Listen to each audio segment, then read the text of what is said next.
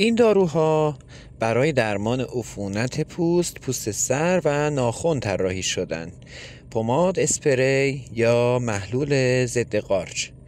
داروهایی از قبیل کلوتریمازول، اکونازول، کتوکنازول، میکونازول، تیوکنازول، تربینافین، آمورولفین.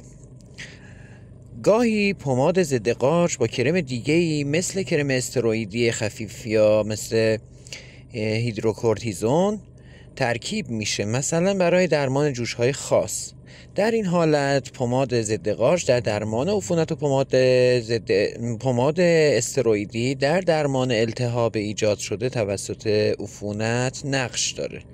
شامپوهای ضد قارچ. شامپوی حاوی کتوکنازول گاهی برای کمک به درمان عفونت قارچی پوست سر و بیماری‌های پوستی خاص استفاده میشه.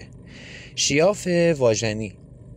شیاف ها قرص هایی هستند که برای قرار گرفتن در واژن طراحی شدن. بعضی از داروهای ضد قارچ که به شکل شیاف برای درمان برفک واژن استفاده میشه، کلوتریمازول، اکونازول، میکونازول و فنتیکنازول. داروهای ضد قارچ خوراکی. انواع مختلفی از این قرص‌های ضد قارچ وجود دارند، مثلا ژل خوراکی میکونازول و نیستاتین مایع برای درمان برفک دهان و گلو استفاده میشه.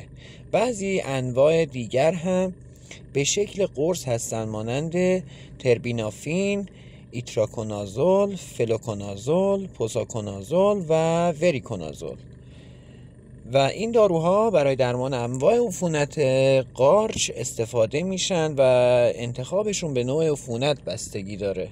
داروهای ضد قارچ تزریقی. اگر عفونت قارچی جدی در بدن وجود داشته باشه، برای درمان اون از داروهای ضد قارچ تزریقی استفاده میشه که حتما تحت نظر متخصص این امر انجام میشه و بعضی از این داروها عبارتند از آمفوتریسین، فلوسیتوزین، ایتراکنازول، وریکنازول، انیدولافونژین،